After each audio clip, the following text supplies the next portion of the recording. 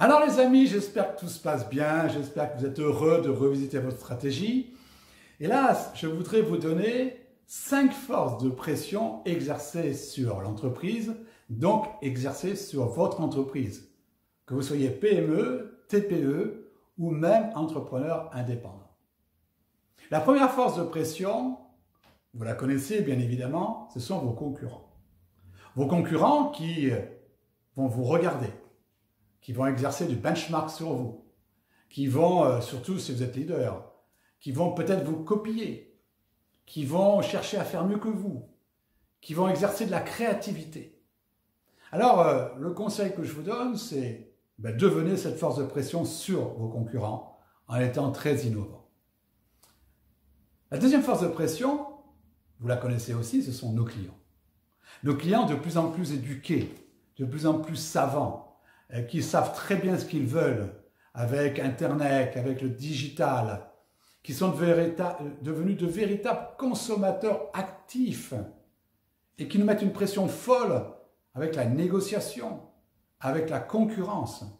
Et là, le conseil que je peux vous donner, c'est d'avoir beaucoup de clients de façon à ne pas être exercé sur cette pression par un seul client.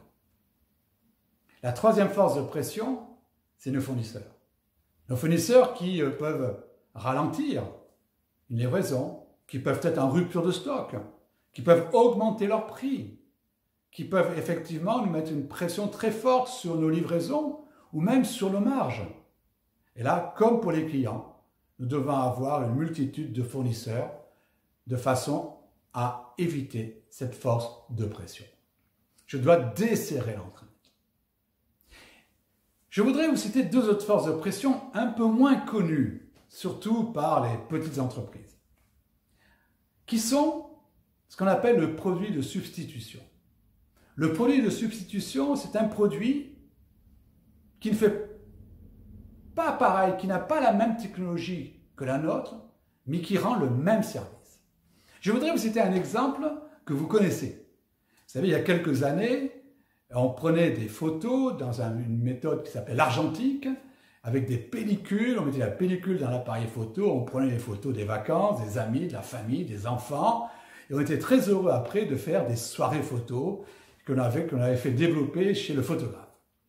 Et le leader des pellicules était une entreprise américaine qui s'appelle Kodak, qui était un peu concurrencée par une entreprise japonaise qui s'appelait Fuji, mais c'était le leader. Et ce leader n'a pas vu arriver le numérique, n'a pas vu arriver les photos que l'on prend aujourd'hui, on n'a plus besoin de développer. Et ce leader, très rapidement, en très peu de temps, a fait faillite et n'a plus existé dans sa structure telle qu'il avait avant. Produit de substitution. Alors, regardons-nous, surtout avec la crise du confinement, quels sont les nouveaux produits qui émergent dans notre profession. Et je suis sûr que chacun d'entre nous, nous avons comme pression des nouveaux produits, des produits de substitution, qui vont faire la même chose que nous, mais de façon différente. Et puis, la 5e force de pression, ce sont les entrants potentiels. Un entrant potentiel, c'est quelqu'un qui ne fait pas notre produit, nos services, mais qui a la capacité financière, technologique, humaine de le faire. Et le jour où il déboule sur le marché, c'est fini, on n'existe plus. Donc, je vous encourage à aller voir aussi quels sont les entrants potentiels dans votre métier. Ils sont très nombreux. Ils ne le font pas toujours. Voilà les 5 forces à desserrer.